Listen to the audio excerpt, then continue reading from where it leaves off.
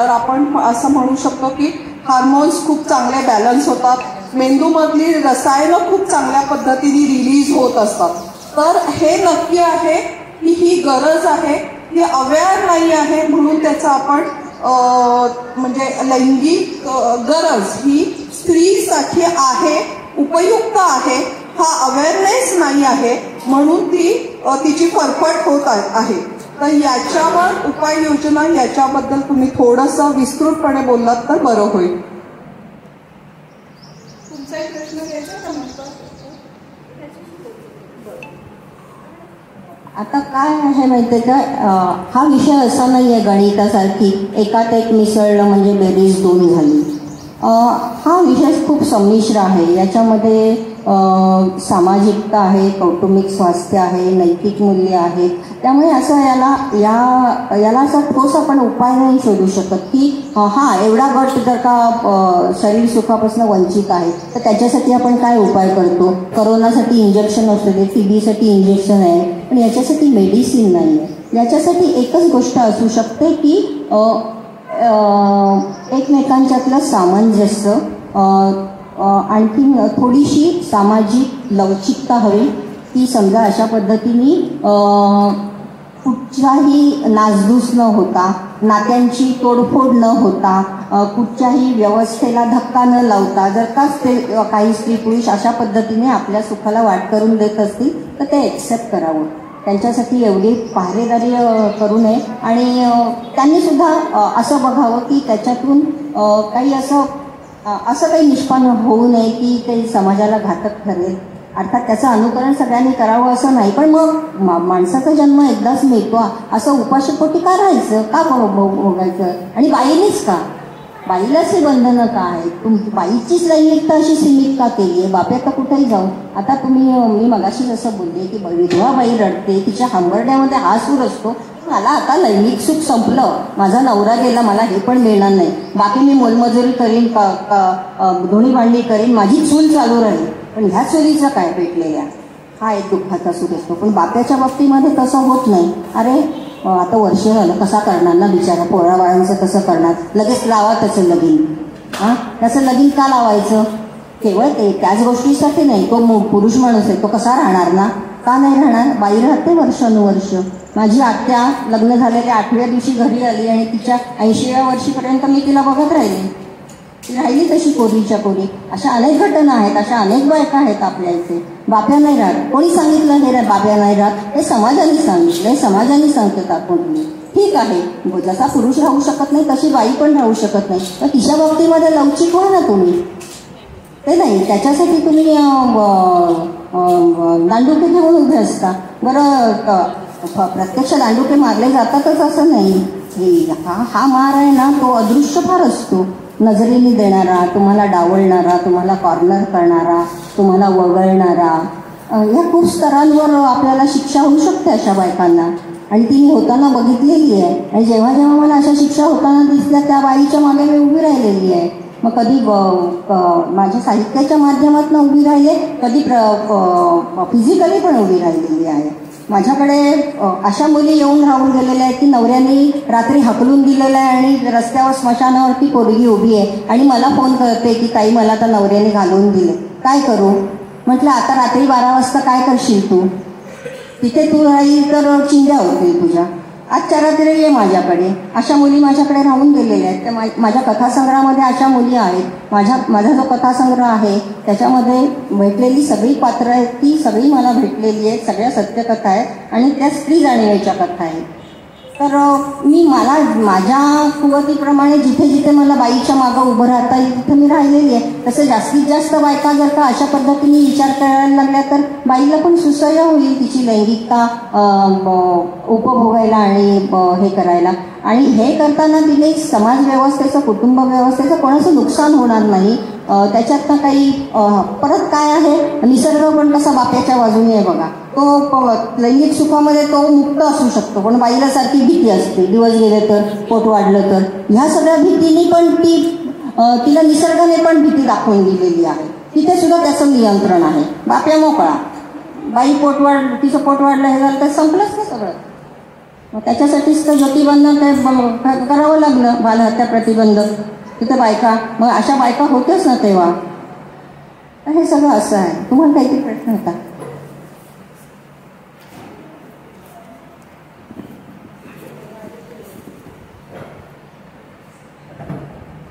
धन्यवाद ताई, खूप छान सांगितलं. म्हणजे अगदी मंत्रामध्ये सगळ्यात जण झालेलं दिसत आहे आणि सखोल विषय घेतला तुम्ही. हे सांगत असताना तुम्ही एक मुद्दा पुढे आणला होता की जो सध्याचा वास्तव आहे, सध्याचा ट्रेंड आहे, लिव्हिंग रिलेशनशिप. होतं काय की लिव्हिंग रिलेशनशिपमुळे आजची तरुण पिढी जी आहे ती अट्रॅक्ट होती आणि त्यामुळे त्यांची जी मूलभूत गरज असते शरीराची ती तिथे शमवली जाते, भागवली जाते. मग त्यामुळे साहजिकच अशी मुलं लग्न किंवा विवाह संस्था जी आपल्या परिवार चालत आलेली आहे त्याला थोडासा धक्का बसतो आणि मग अशा मुलांची लग्न ही उशिरा व्हायला लागली. मग 30-35 हे तर अगदी कॉमन होऊन गेले. आणि मेडिकल सायन्स काय सांगतं की स्त्रीबीज स्त्रीची जी असतात तर ती 20 ते 30च्या दरम्यान चांगली ऍक्टिव्ह असतात आणि ह्या दरम्यान जर तिला संतती प्राप्त झाली किंवा मुलं जर झाली तर ती सुदृढ आणि चांगली होतात. जसं वय वाढत जातं तिसऱ्या पुढे गेली की मग त्या मुलांमध्ये रंग, दोष किंवा धोक्याची प्रसूती या गोष्टींचा पण सामना करायला लागतो. आता मेडिकल सायन्समध्ये मला याचं नॉलेज आहे, पण साहित्यातून तुम्ही ह्याच्यावरती कसा विचार करता किंवा याच्यावरती तुमचं मत कसं असेल हे ऐकायला मला नक्की आवडेल. किंवा याच्यावरती सोल्युशन काय निघू शकतात, कारण हा सध्याचा लेटेस्ट ट्रेंड आहे आणि त्याच्यावरती जास्त प्रश्न व्हायला पाहिजे आपल्या संमेलनात असं मला वाटतं. धन्यवाद.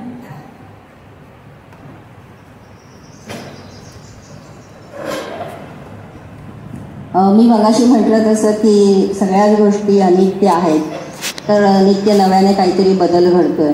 तर आता मला असं वाटायला लागलं की प्रवास आता आपण जितक्या प्रगतपणे पुढे गेलोय तिथे परत मागे येतोय की काय. कारण समाज व्यवस्था, कुटुंब व्यवस्था ही सगळी आजपर्यंत सांभाळली गेली, राहिली, शाबूत राहिली. पण आता ज्या पद्धतीने मुलं 35पर्यंत एकत्र राहतात, मुलंच जन्माला घालत नाही, असला तर फक्त एकच मुलगा असतो. एकच मुलगा असल्यामुळे सगळ्या नात्यांचा संकोच झालाय. मुलाला भाऊ नाही, बहीण नाही, त्याला भाऊ नाही, म्हणून त्याच्या पुढच्या पिढीला काका नाही, मावशी नाही, मामा नाही, ह्या सगळ्या नात्यांचा संकोच झालेला आहे. तर एकूणच प्राप्त परिस्थितीमध्ये कुटुंब व्यवस्थाच आकुंचन पावते असं मला वाटतं. तर याच्यावर सोल्युशन असं काही मला सांगता येणार नाही, पण अर्थात हे विषय मी माझ्या साहित्यातनं मांडण्याचा किंवा त्याच्यावर प्रकाश टाकण्याचा कथेच्या माध्यमातून, कवितेच्या माध्यमातून प्रयत्न करतेच आहे. तर माझ्या या कथासंग्रहामध्ये गिफ्ट नावाची एक कथा आहे, छोटीशी 10 वर्षाच्या मुलाची कथा आहे ही, की तो 10 वर्षाचा मुलगा गिफ्ट काय देतो आजोबांना. एका मैत्री होते, त्याच्या आजोबांशी मैत्री होते एका प्रौढ माणसाची. त्याने काय गिफ्ट द्यावं, बुद्धिबळ, आजोबा त्याला बुद्धिबळ देतात, त्यांची छान मैत्री होते, ते बोलतात वगैरे, तर तो त्याला गिफ्ट म्हणून मैत्रीण देतो. कोण मैत्रीण देतो? स्वतःची आजी आहे, तिलाच घेऊन जातो आणि आजोबा तुमच्यासाठी हे गिफ्ट आणलंय. तुम्हीच म्हणालात ना गिफ्ट चांगलं असतं, मैत्री किती चांगली असते, मैत्री मग मला किती मित्र आहेत, माझ्या आजीला पण कोणी नाही, मैत्रीण नाही, मित्र नाही, आणि तुम्हाला पण मैत्रीण नाही आहे, मग चांगलं आहे ना हे. तर अशा पद्धतीचं याच्यातनं मी माझ्या साहित्यातनं वाट करून देते. मी माझ्या हातामध्ये खूप काही हे नाही आहे, तर मी त्याच्यात सोल्युशन नाही सांगू शकत, सॉरी. पण माझ्या साहित्याच्या माध्यमातून मी असा मागोवा घ्यायचा प्रयत्न करते. तर आणखी कोणाला प्रश्न आहेत काही? हां,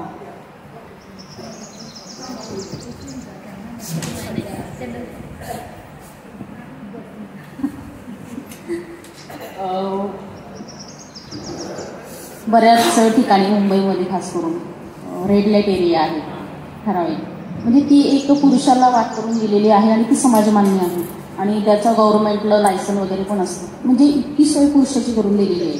पण त्या मानानं स्त्रियांना काहीच नाही सगळीकडनं चौकट बांधून ठेवलेली आहे.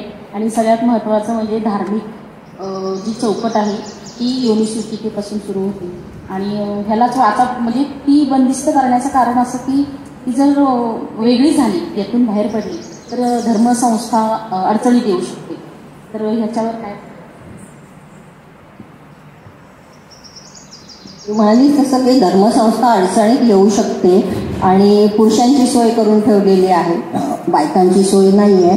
पण अशी गुप्तपणे बायकांची पण सोय आहे. मला म्हणजे माझ्या आकलनाप्रमाणे किंवा माझ्या संचाराप्रमाणे मी जिथे वावरते तिथे ती पुरुष वेश्या पण आहे, पण ते सरसकट सगळ्यांसाठी आहे असं मला वाटत नाही. ते एका ठराविक वर्गासाठी, उच्चभ्रू त्यांच्यासाठी, सामान्य बाईला हे पटकन नाही त्याची मुभा. आणि धर्मसत्ता, धर्म म्हणजे काय असतो, काय आहे धर्म? धर्म कशासाठी आहे की धर्म मानवी जीवन सुसह्य होण्यासाठी, आपल्या गरजा सगळ्यांच्या स्वाभाविकपणे भागण्यासाठी, पोट भरण्यासाठी, आनंद मिळण्यासाठी धर्म आहे. आणि मग धर्म असा असेल तर फक्त बाईची जबाबदारी आहे धर्म सांभाळण्याची आणि त्याला पुष्टी देण्याची, बाप्याची नाही. बाईने असं केलं तर धर्म उडतो आणि बाप्याने केलं तर नाही बुडत, असं नाही होत ना. तर तू म्हणतेस तसं की तुझा पुढचा टोन मला लक्षात आला, किंवा बायकांसाठी पण अशी सोय हवी का काय माहिती. आणि 15-20 वर्षांनी होतील पुरुष वेश्यालय, जातील बायका तिथे.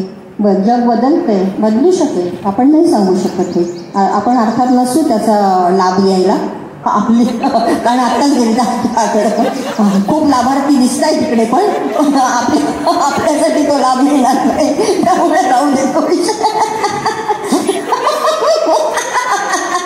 आपण लाभार्थी नाही होऊ शकत. आणि कोणाला, मला असं वाटतं की फार आपण गंभीर विषयाकडे चाललोय का, तर हे गांभीर्य थोडंसं मी कमी करू का तुमच्या परवानगीने? हा झालाय का सेशन? काय कोणाला विचारायचं आहे अजून काही? हां विचार. माझी एकच विनंती आहे की आपण फार म्हणजे लगेच हे करतो ना की हिनी लफडं केलं, तिने असं केलं, तसं केलं. तर एवढं सगळं ऐकत असताना मला असं वाटलं की तिच्या भावनांच्या खोलात जाऊन इम्पथीने एकदा तिच्या बाजूने बघून मग बोट उचलावं, एवढं तर आपण नक्कीच करू शकतो.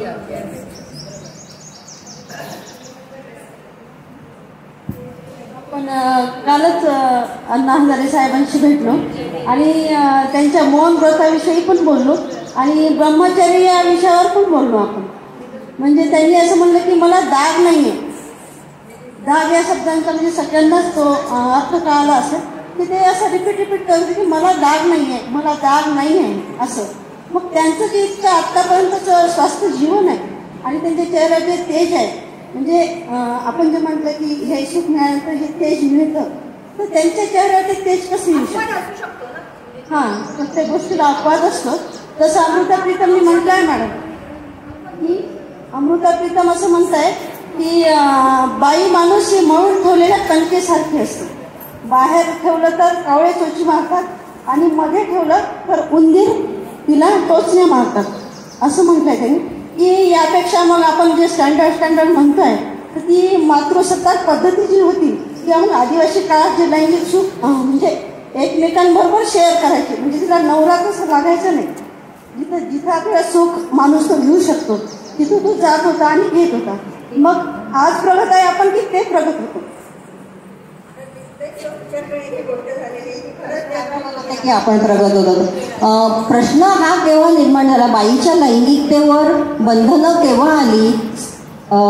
सत्ता, प्रॉपर्टी, संपत्ती याच्यावर अधिकार कोणी दाखवायचा, स्वामित्वाची भावना आली, तिथे हे काय आलं, निर्बंध आले बाईच्या लैंगिकतेवर. कारण हा झालेला मुलगा आहे तो कुठच्या बाईपासून झालेला आहे? अनेक बायकांशी मी संबंध ठेवले, पण कुठच्या बाईपासून झालाय, मग लग्न करा, मग ती बायको माझ्याबरोबर कायमची राहील, तो तिच्यापासून होणारी मुलं ही माझी मुलं आणि तो मुलगा माझा आहे. तर ह्या संपत्तीतनं हे संपत्तीच्या भावनेतनं ह्या सगळ्या गोष्टी निर्माण झालेल्या आहेत. आणि ही म्हणाली तसं की असे काही अपवाद असतात, काही मुली अतिशय निरामय आयुष्य पण जगतात.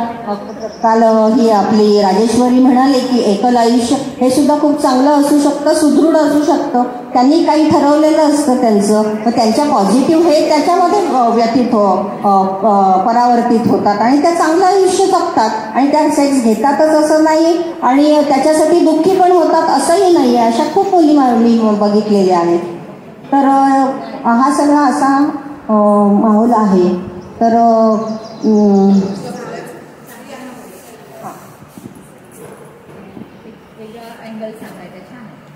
वेगळं आहे थोडंफार.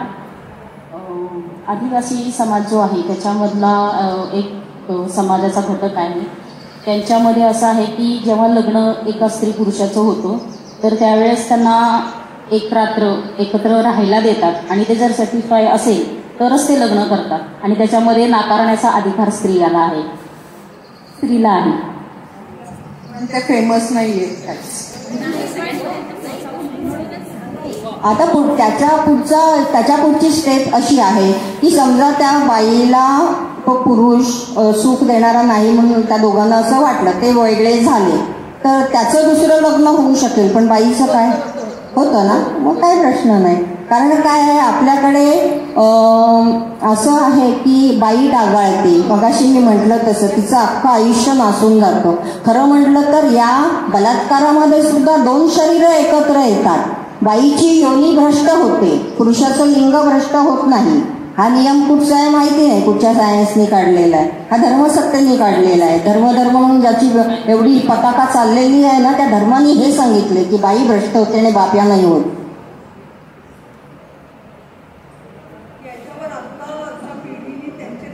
मार्ग शोधलेले पण त्याच्यामुळे काय झालं की मगाशी मी जो प्रश्न काढला तसा की कुटुंब व्यवस्थेला आता सुरू खेळ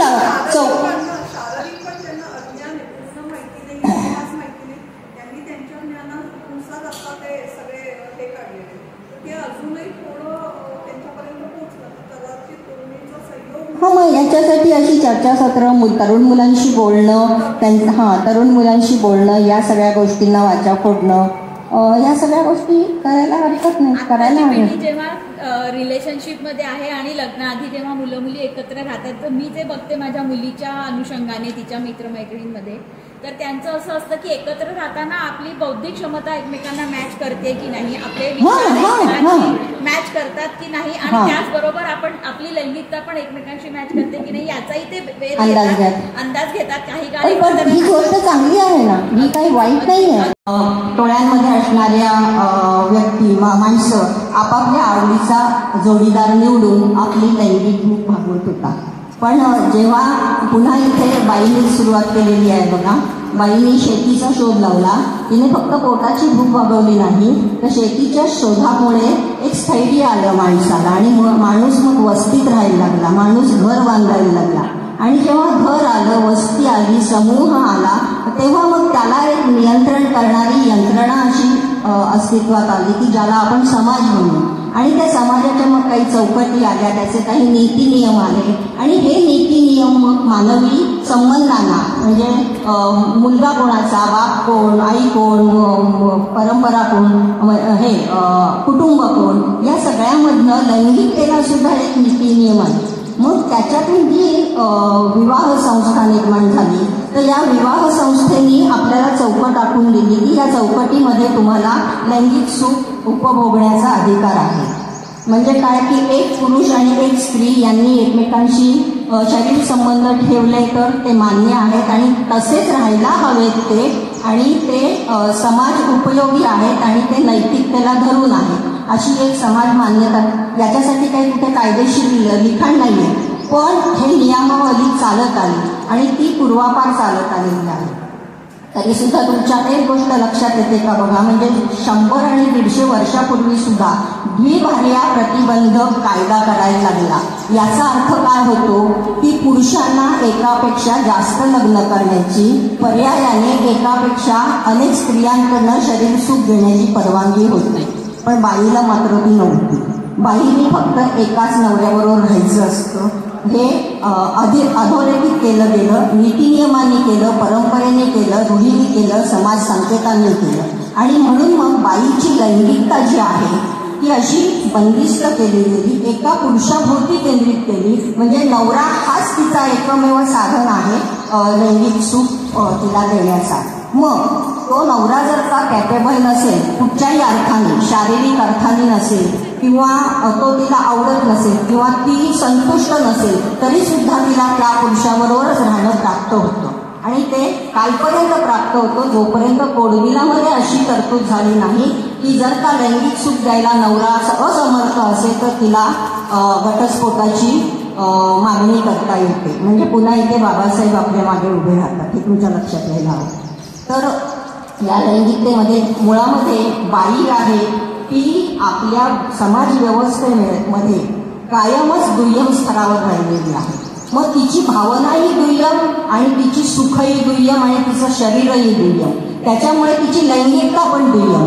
त्यामुळे ह्या लैंगिकतेमध्ये बाई कायम दुय्यम स्तरावर राहिलेली आहे, म्हणून तिने त्याच्याबद्दल बोलायचं पण नाही, वाच्यताही करायची नाही. म्हणजे मैत्रिणींमध्ये सुद्धा किती बायका मुक्तपणे बोलतात मला माहिती नाही, पण या विषयावर फार कमी बायका बोलतात. बरं, ही लैंगिकता ज्याचं शीर्षक असं आहे की असमाधानता. मग ती असमाधानता पुरुषाला पण असू शकते आणि बाईला पण असू शकते. पण पुरुष जर असमाधानी असला तर त्याला मुभा आहे थोडीफार, त्याला सवलत आहे काय दुसरीकडनं शरीर सुख लैंगिक सुख मिळवण्याची, कारण त्याला एवढा टार्गेट केला जात नाही, त्याला एवढा बहिष्कृत केला जात नाही.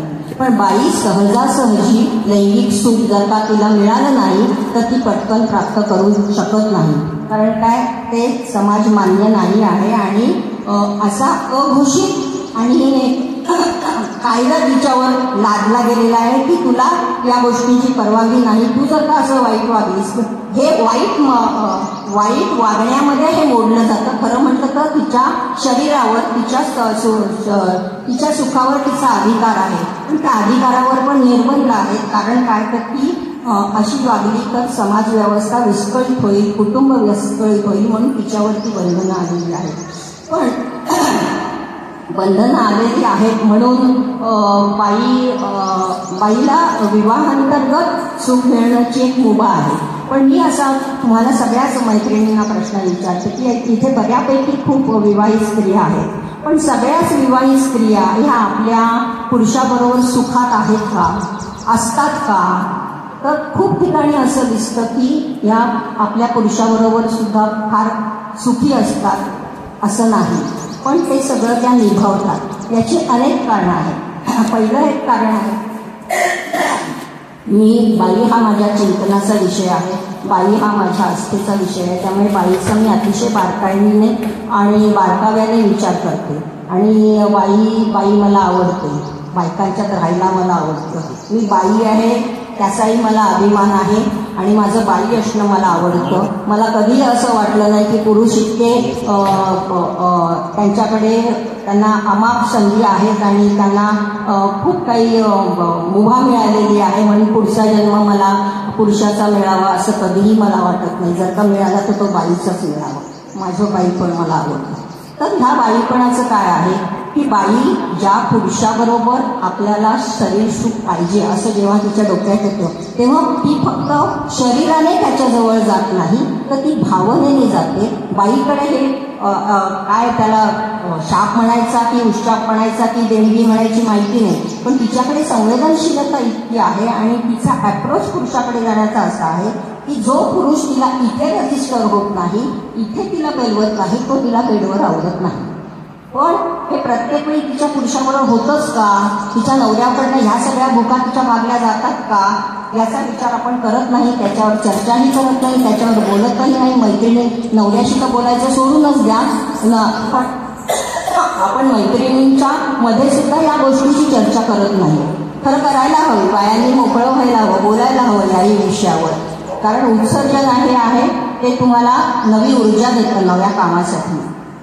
तर बायका या बाबतीमध्ये बोलत नाही आणि मग बायकांना वैवाहिक जीवनामध्ये मिळत नसतं आणि समजा तिने जर का त्या चौकटी बाहेर जाऊन ते सुख मिळवायचा प्रयत्न केला तर मग काय आगडोक होतो आणि मग पुढच्या मानहानीतनं आणि कुठच्या संघर्षातनं कुठच्या बहिष्कृततेतनं तिला जावं लागतं. याचे खूप काही अनुभव आपल्या अवतीभोवती आहेत. एवढंच काय, समजा जर का एखाद्या बाईने असा प्रयत्न केला असेल काय तर ती अशा पद्धतीने बहिष्कृत होते की तिला आपल्यासारख्या बायकांना तिच्याशी बोलू दिलं जात नाही, तिच्याशी मैत्री करून दिली की बाई वाईट चालीची बाई आहे, ती असं करते, तू तिच्याशी संबंध ठेवता का म्हणे, की आपल्या घरी येता का म्हणे, तू तिच्याशी बोलायचं नाही वगैरे अशा पद्धतीने तिला बहिष्कृत केलं जातं. म्हणून या भयापोटी बायका उपासमार सहन करतात पण या वाटेला जात नाही. समाज करतो आणि समाज म्हणजे कोण, तुम्ही आणि मी. म्हणूनच याची चर्चा व्हायला पाहिजे. काल जो कोणी विषय मांडला ना की बलात्कार हा अपघात समजून तो विसरला पाहिजे, पण हे कोणी आपण सगळ्यांनी विसरलं पाहिजे.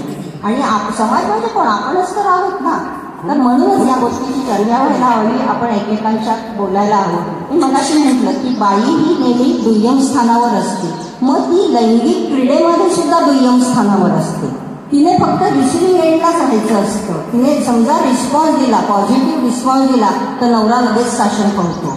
ह्या बारीक गोष्टी आहेत. खरं बोलायला हा इतर मंचावर बोलता येऊ शकणार नाही, पण अक्षर मानवचे मी इथे आभार मानते की एवढ्या नाजूक विषयावर इतकं सखोल बोलायला मला इथे संधी दिली. आणि मी माझ्या मैत्रिणींपर्यंत माझ्या आतमध्ये जे काही चाललंय बाईच्या संदर्भाने ते मी तुमच्यापर्यंत पोहोचवायला मला इथे आज संधी मिळते. तर समजा बाईंनी जर का पॉझिटिव्ह रिस्पॉन्स दिला तर पुरुषाला संशय येतो, हे तुला कसं काय माहिती, तू आधी कोणाबरोबर हे सगळं केलं होतंस का, किंवा मग ती बाई आगाऊ वाटते. मग तिने काय करायचं, तिने रिसिव्हिंग एंडला राहायचं. आणि काय की या लैंगिक क्रियेमधला तिचा उत्कट बिंदू आहे तोपर्यंत नवरा पोचतोय की नाही याची त्यालाही पर्वा नसते आणि तिला मुभा नसते. त्यामुळे ती काही बोलत नाही. तिचं समाधान झालं नाही झालं तरी नवरा बाजूला झाल्यानंतर तो त्याच्या कामाला लागतो, ती मात्र जुळत राहते, ती मात्र पुरत राहते. हे झालं वैवाहिक आयुष्य लाभलेल्या स्त्रियांच्या संदर्भातही. पण वैवाहिक आयुष्य न लाभलेल्या ज्या अशा महिलांचा मोठा एक गट आहे त्या महिलांच्या संदर्भामध्ये सुद्धा वंचना आलेली आहे. त्याच्यामधला एक जो गट आहे तो प्रौढ कुमारिका आहे.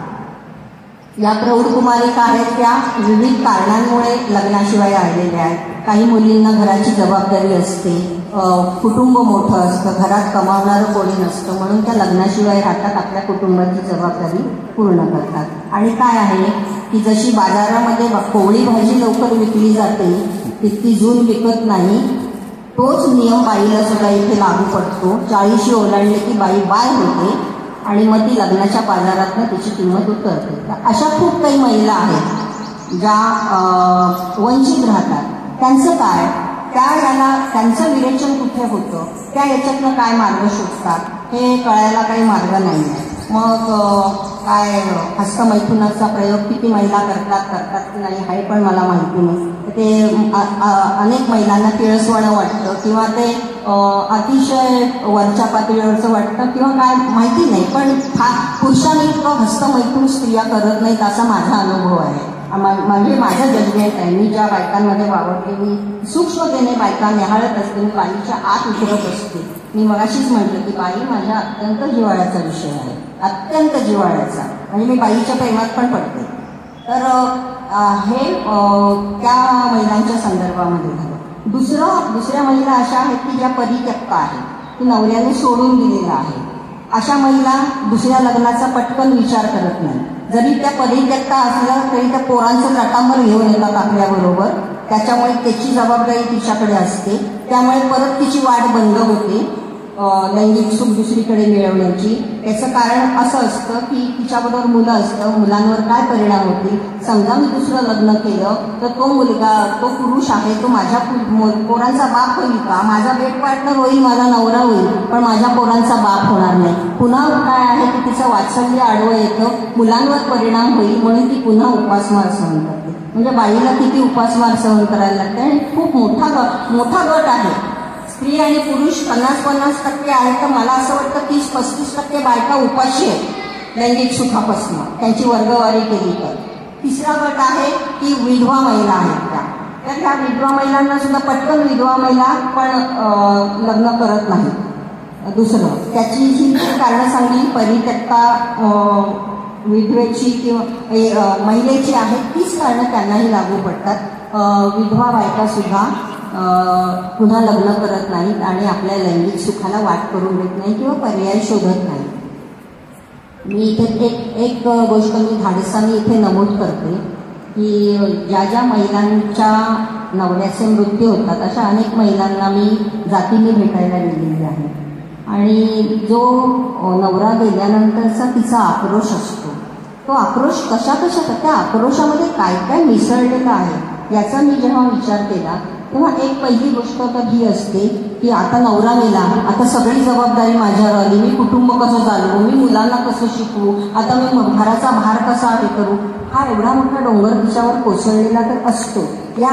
या हंबरड्यामध्ये तो सूर असतो, पण त्याच्यामध्ये आणखीन एक धक्का सूर असतो की आता मला पार्टनर कोण.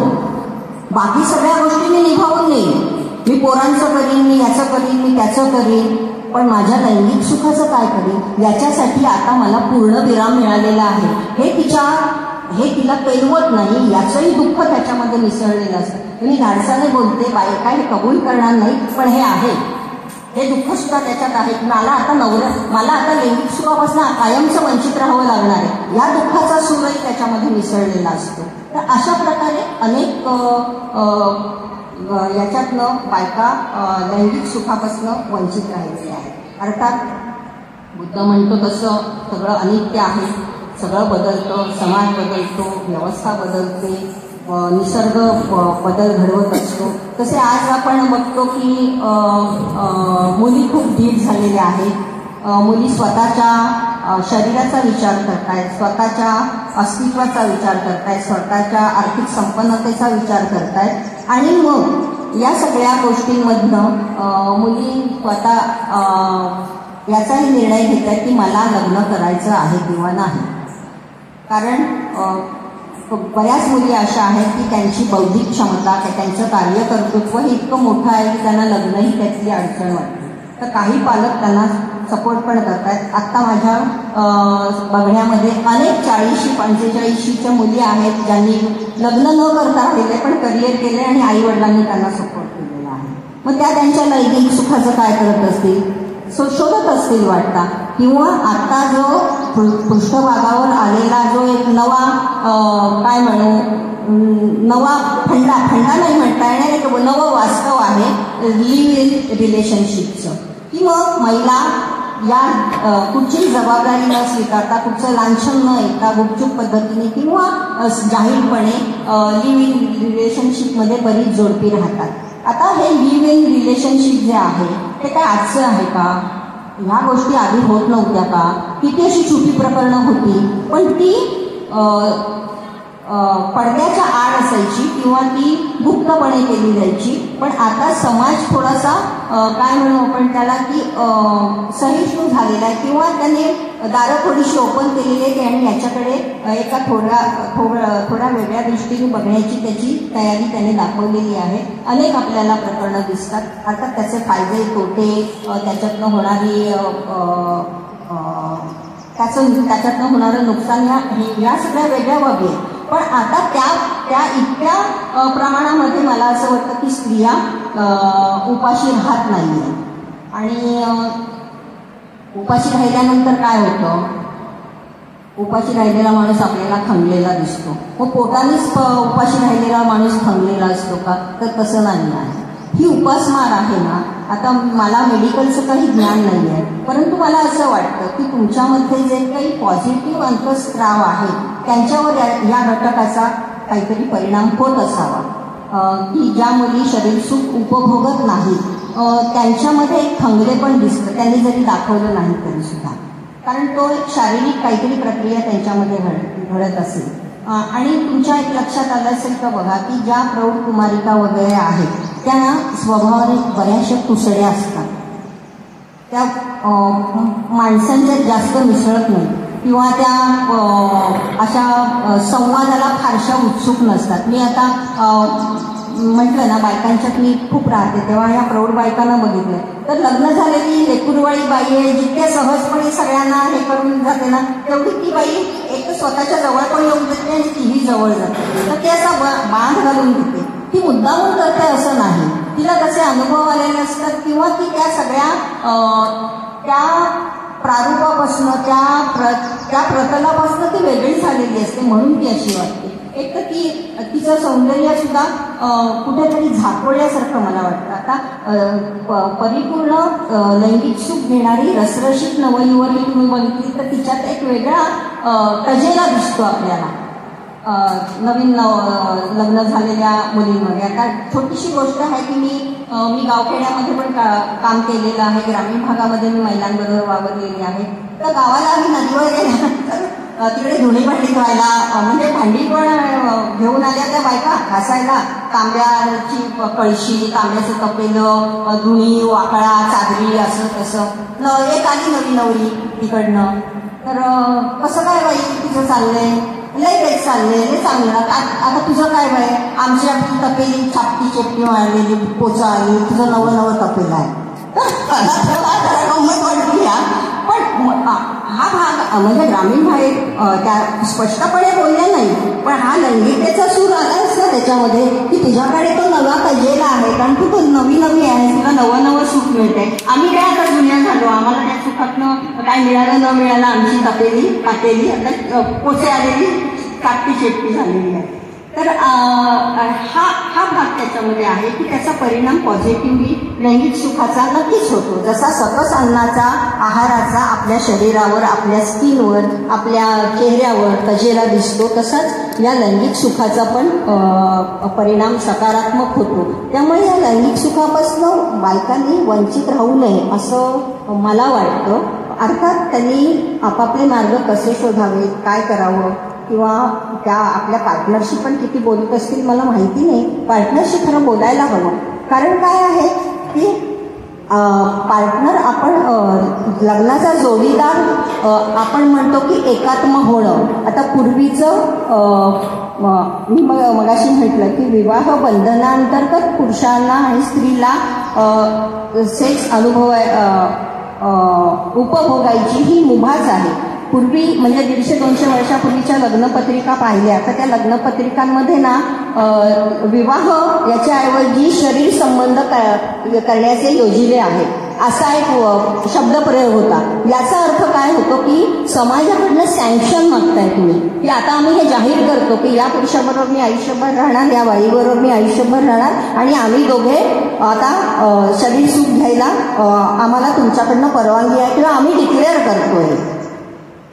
तर मग हे जर तुम्ही डिक्लेअर करत असाल तर या डिक्लेरेशनच्या अंतर्गत तुम्ही काय अनुभवता, काय उपभोगता, आपल्या पार्टनरबरोबर काय घेता, याच्याबद्दल पण तुम्ही मला असं वाटतं की स्त्री पुरुषांनी चर्चा केली पाहिजे.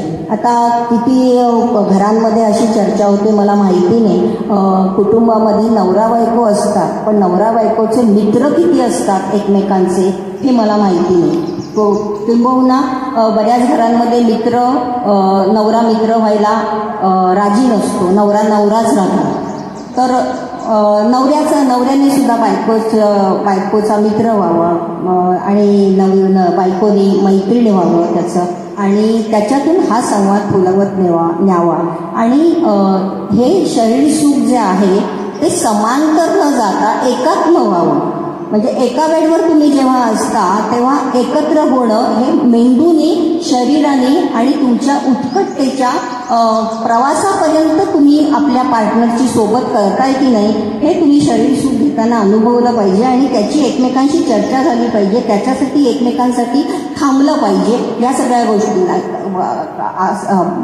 पुरुषांचं काय असतं की पुरुष हा नैसर्गिकरित्या आक्रमक आहे, तर तो लैंगिक सुखात सुद्धा आक्रमक असतो. तो आक्रमकतेने आपली भावना किंवा आपलं सुख आहे तेवढं उपभोगून बाजूला होतो, पण तो बाईचा विचार करत नाही की बाई शरीर सुखापर्यंत पोहोचली की नाही, तिला ऑर्गॅझम मिळालाय की नाही, तिला आनंद मिळालाय की नाही, ती सुखी झाली आहे की नाही, आणि त्याची तर तो पर्वा करत नाही. पण जर का तू सुख द्यायला अशा प्रकारची तिची बेपर्वाईने तू वागत असलास तर तिला मुभा देतोस का मग ही करण्याची? तर तसंही नाही, आणि मुभा नकोच आहे. कोणाला आपली चौकट मोडायला कोणी मोडूही नाही ते, कारण समाज व्यवस्था आहे म्हणून आपण सगळे चांगलं एक सुदृढ आयुष्य, संपन्न आयुष्य, चांगलं समाज व्यवस्था असल्यामुळे आपण जगू शकतो. तर हा पुरुषांचा आणि बाईचा, स्त्रीच्या नात्यातला एकमेकांशी असलेला संवाद हा आपापसामध्ये होणं गरजेचं आहे असं मला वाटतं. आणि खूप काही बोलले मी, खूप सखोल बोलले. तुम्हाला किती आवडलं मला माहिती नाही, आवडलं नसेल तर मला माफ करा, पण मला हे तुमच्याशी शेअर करायचं होतं कारण मी याच्यावर बऱ्याच वर्षापासून चिंतन करते. तो माझ्या बाईच्या सर्वांगाचा मी विचार करते. आणि जेव्हा मी असा विचार करते तेव्हा मग मला असं वाटतं की खरंच बाई जन्माला येणं हे इतकं पाप आहे का इतकं पुण्य आहे, इतकी चांगली गोष्ट आहे की इतकी वाईट गोष्ट आहे. इतक्या सगळ्या वाईट गोष्टी येऊन सुद्धा बायका किती चिकाटीने आणि किती अनेक जगत असतात, किती नटतात मुरडतात. आता मीच बघा कशी सगून गिजून बसलेली आहे, माझ्या मागे खूप काही डोंगर पडलेला आहे, तो नाही मी सांगत तुम्हाला. पण असं असतं, बाई सजवते. मगाशी माझ्या एका कवितेच्या ओळीत म्हटलं, बाई जगण्याचं गाणं करते. जगण्याचं गाणं करण्याची क्षमता बाईंच्यामध्ये आहे. मग तिच्या या क्षमतेचा म्हणजे तिच्या सृजनशीलतेचा, तिच्या गर्भाशयाचा तुम्ही सन्मान करणार आहात की नाही? तर त्याच्यासाठी माझी एक कविता आहे ती तुम्हाला मी ऐकवते. ती फार छोटी आहे, बंबार्डिंग करत नाही, काळजी करू नका.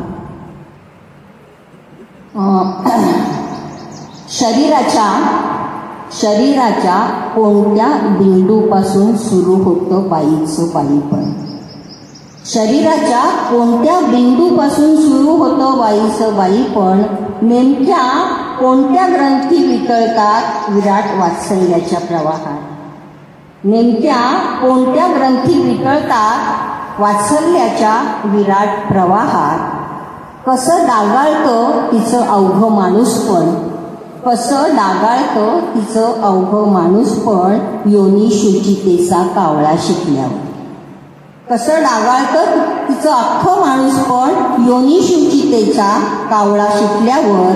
इतका तकलादू तरी चिवट, इतका तकलादू तरी चिवट, स्त्रीत्वाचा मानबिंदू कुणी चिकटवला तिच्या निरागस भाळावर?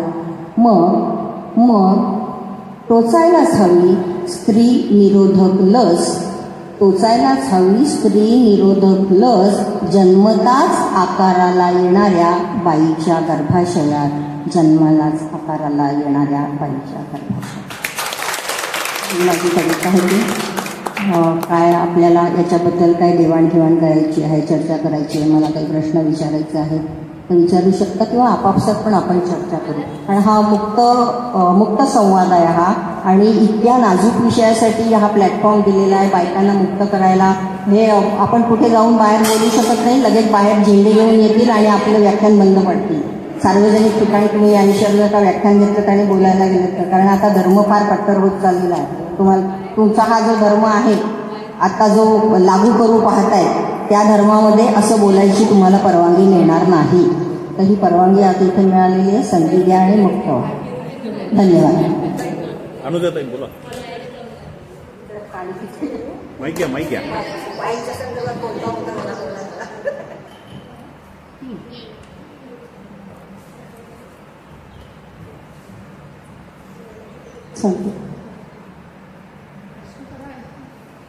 मी बोला. ओके, मला खूपच छान बोलला, खूप असं भिडलंय. खरं तर खूप प्रश्न आहे पण भारावून गेल्याच्या स्थितीत असल्यामुळे ते फुटत नाहीये. तरी मी एक प्रश्न विचारते. तुम्ही खूप छान मुद्दा मांडला की त्या काय करतात.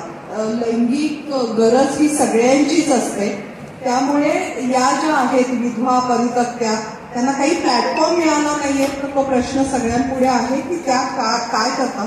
तेव्हा मला असं वाटलं, म्हणजे माझ्या परत मी खूप असा विचार करत राहते, बोलत असताना सेल्फ टॉक चालू असतो माझा. तर मला असं वाटतं की आत्ताची पिढी नको घेऊयात, म्हणजे एक 5 म्हणजे 10च्या पुढच्या वयाच्या आधीच्या ज्या आता परित्यक्त्या आहेत किंवा ज्या आता 20 आणि 40च्या मधल्या आहेत त्यांचं असं झालं असावं का, हा प्रश्न आहे माझा.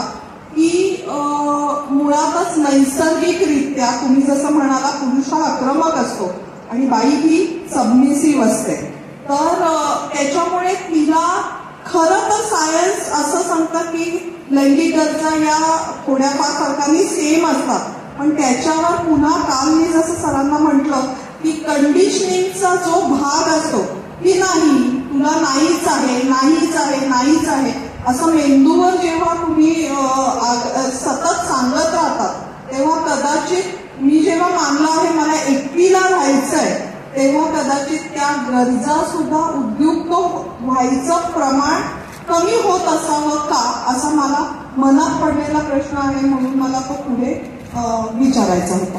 थँक्यू. ते नाही सांगता येणार? मेडिकल कारण मला नाही सांगता येणार, पण काय होतं की बराच वेळ आपल्याला कधी कधी काय होतं, जेवणाची वेळ टळून जाते, कामं वाढतात, आपण प्रवासात असतो, जेवण मिळतच नाही, काम काम काम करतच राहतो आपण. मग काय होतं की थोड्या वेळाने आपली भूकच मरून जाते, नको आता काही खावंसंच वाटत नाही, थोडंच काहीतरी खाते, चहा पाणीच पिते, नाहीतर एक घोटभर एक सरबतच पिते, नको आता जेवायला. कदाचित शरीराचं पण तसं होत असावं. मेडिकलचा मी याची काय भाषेची आणि साहित्याची विद्यार्थिनी आहे, त्यामुळे मेडिकलचं आणि माझं काही हे नाही आहे, फारसं जवळचं नातं नाही आहे, त्यामुळे मला नाही सांगता येणार. पण असं होत असावं, त्या बाईची भूक थोडीशी मंदावत जात असेल. आणि कधी कधी आणखीन एक मला मुद्दा इथे की ह्या लैंगिकतेची उपासमार ना वेगळ्या पद्धतीने पण बाहेर पडते. ती कधी कधी आक्रमक होते.